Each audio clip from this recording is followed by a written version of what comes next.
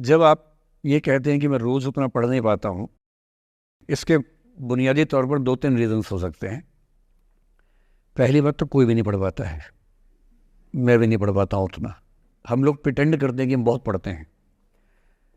ईमानदारी की बात है कि मैं आज तक कभी भी 1 घंटे से ज़्यादा एक साथ नहीं पढ़ पाया हूँ, और मैंने ठीक ठाक पढ़ाई की है वैसे, है ना, आप भरोसा कर सकती हैं इस बात पे। एक तो अपने आसपास ऐसे लोगों से बचिए जो बार बार दबाव बनाए कि मैं तो बहुत पढ़ता हूँ, तो कितना पढ़ती है। आप कितने घंटे का टारगेट लेके चल रहे हैं, एक प्रॉब्लम ये भी हो सकती है। आपकी उम्र में कॉलेज के अलावा अगर आप 3-4 घंटे पढ़ लेते हैं तो पर्याप्त है। कॉलेज के 3 साल सिर्फ पढ़ाई के लिए नहीं है, पढ़ाई से ज़्यादा सीखने के साल हैं, मंच पे आने के साल हैं। दोस्तों के साथ फिल्म देखिए, दोस्तों के साथ आउटिंग पे जाइए, रेस्टोरेंट में बैठ के खूब बकवास कीजिए उनके साथ। उसमें जो सीखेंगे वो केवल पढ़ाई से नहीं सीखेंगे। तो दिन में 3-4 घंटे बहुत होते हैं। और बाकी मैं एडवाइस करता हूँ बच्चों को कि बहुत सारी एक्टिविटीज़, जिसमें से एक एक्टिविटी चाय की दुकान पर दोस्तों के साथ बैठना, 1 घंटे बात करना भी शामिल है। पर्सनैलिटी ग्रूमिंग के लिए बहुत ज़रूरी है। फिर आप लोगों की उम्र में इमोशंस थोड़े उठापटक होती रहती है। अगर आप महीने के 30 दिन में से 6-7 दिन बीच में नहीं पढ़ पाते डिस्टर्बेंस से, तो इसका मतलब है कि आप दिमागी तौर पर एकदम ठीक हैं। चिंता उनकी है कि जो रोज पढ़ रहे हैं। इसका मतलब वो अपनी उम्र में जी नहीं रहे, वो किसी और उम्र में जी रहे हैं। तो ठीक है, कभी कभी डिस्टर्बेंस आएगी, उसको एंजॉय कीजिए। डिस्टर्बेंस बस सुंदर प्यारी होनी चाहिए, इतना ध्यान रखिए, है ना। जिसकी वजह से नींद उड़ी हुई है वो अच्छा होना चाहिए, बाकी तो ठीक है। नमस्कार सर। नमस्कार सर, मेरा नाम रश्मि श्रीवास्तव है और मैं यहाँ हिंदी ऑनर्स द्वितीय वर्ष की छात्रा हूँ। सर, सबसे पहले तो मैं आपको बहुत बहुत धन्यवाद देना चाहूँगी सर। आपसे मिलकर बहुत अच्छा लग रहा है मुझे और ये मेरे लिए बहुत बड़ी सौभाग्य की बात है।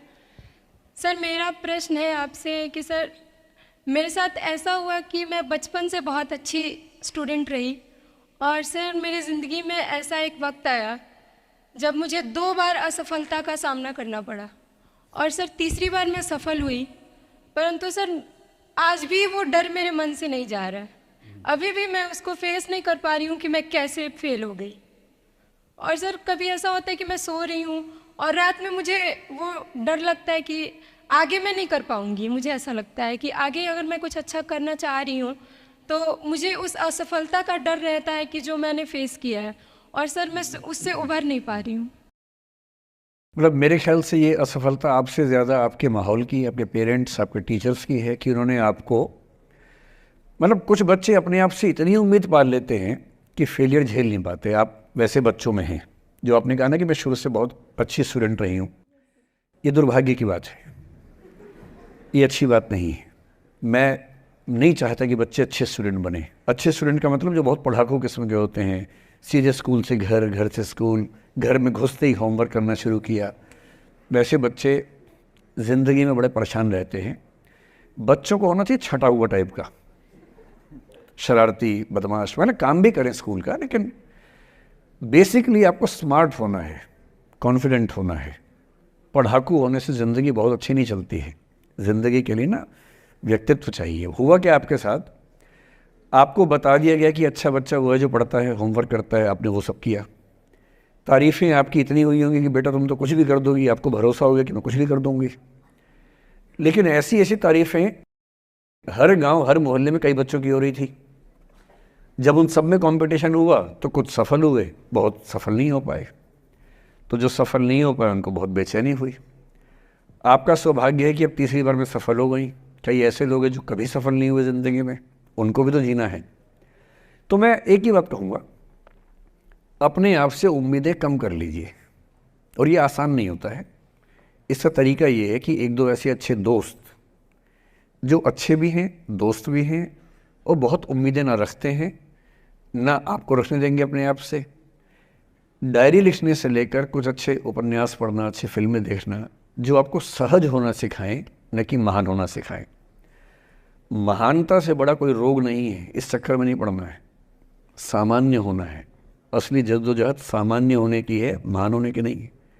सहज होना है। तो अपने आप से क्या कहना, रोज़ कहना है कोशिश पूरी करूँगी, सफलता मिल गई तो बढ़िया, नहीं तो क्यों डरे ज़िंदगी में क्या होगा, कुछ ना होगा तो तजुर्बा होगा, और भाड़ में जाए सीधी सी बात।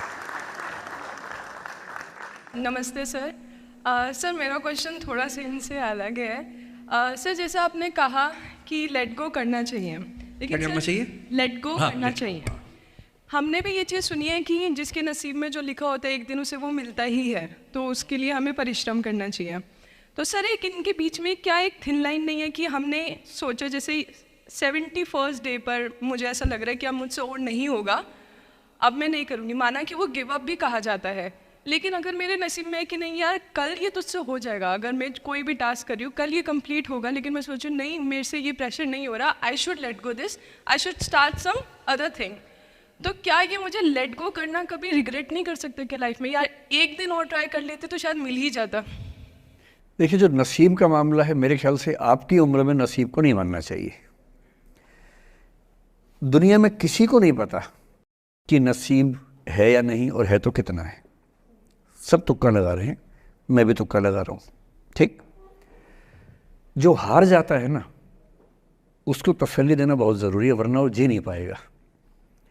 और पराजित व्यक्ति को तसल्ली देने के लिए सबसे अच्छा शब्द है नसीब, भाग्य, नियति, बहुत ज़रूरी है। और इसलिए एक उम्र के बाद गीता का सार पढ़ना बहुत ज़रूरी है। समझना पड़ता है कि सब कुछ हमारे हाथ में नहीं होता है, सच में नहीं होता है, पर इसका मतलब ये भी नहीं है कि सब कुछ किसी और के हाथ में होता है। अगर ऐसा होता तो बिना मेहनत करने वाले आईएएस बन जाते या कुछ भी बन जाते। ये हो सकता है कि आईएएस बनने के एग्ज़ाम में 10 ने मेहनत की, उनमें से 8 का हुआ, 2 का नहीं हुआ, पर यह नहीं हो सकता कि एक आदमी ने मेहनत नहीं की तो उसका आईएएस हो गया। बिना मेहनत के तो नसीब भी नहीं मिलने वाला है। इसलिए ये मान लीजिए कि कुछ ना कुछ चीज़ें हमारे कंट्रोल में नहीं हैं, लेकिन जितना कंट्रोल में है उस पर पूरी ताकत लगाएंगे, पूरा डिसिप्लिन रखेंगे, तो हम अपनी किस्मत सबसे अच्छी लिख पाएंगे। सबसे अच्छी मतलब बाकियों से नहीं, मेरी जितनी अच्छी हो सकती है उतनी अच्छी लिख पाएंगे। और इसलिए अगर आपको लगे कि मैं नहीं कर पाऊंगी कोई काम, तो उसको गिव अप ही कहते हैं। लेट गो का मतलब तब होता है जब आप मन भर चुका है, अब उसकी ज़रूरत महसूस नहीं हो रही। जैसे आईएएस बनने की कोशिश कर रहे हैं, नहीं बन पाए, तैयारी छोड़ दी, गिव अप है। बन गए, नौकरी की, मज़ा नहीं आया, छोड़ दिया, ये लेट गो है। लेट गो करने के लिए पहले हासिल करना पड़ता है, या हासिल होने से पहले उस मनोभूमि पर पहुंचना पड़ता है जहां हासिल होने का सुख आपने महसूस कर लिया और उसमें मज़ा नहीं आया, ठीक ही है, औसत है, तब छोड़ दिया। इसलिए आपकी उम्र को शोभा नहीं देता कि हम नसीब की बात करें, ये शोभा देता है मेरी उम्र को। तो 30-40 के बाद नसीब, भाग्य, नियति चलेगा। फिलहाल कर्म पे भरोसा कीजिए, मेहनत, डिसिप्लिन, और मोटिवेशन से ज़्यादा महत्वपूर्ण है डिसिप्लिन, ध्यान रखिएगा। मोटिवेशन का ग्राफ ऐसा होता है, फिर ऐसे नीचे आता है धीरे धीरे, डिसिप्लिन ऐसे रहता है। और डिसिप्लिन वाला व्यक्ति हमेशा मोटिवेशन वाले व्यक्ति से ज़्यादा सफल होगा, ये मान के चलिए। सबसे अच्छा क्या है? Motivation with discipline. तो कोशिश कीजिए कि नसीब पे ना छोड़िए, अपने भरोसे कीजिए। All the best.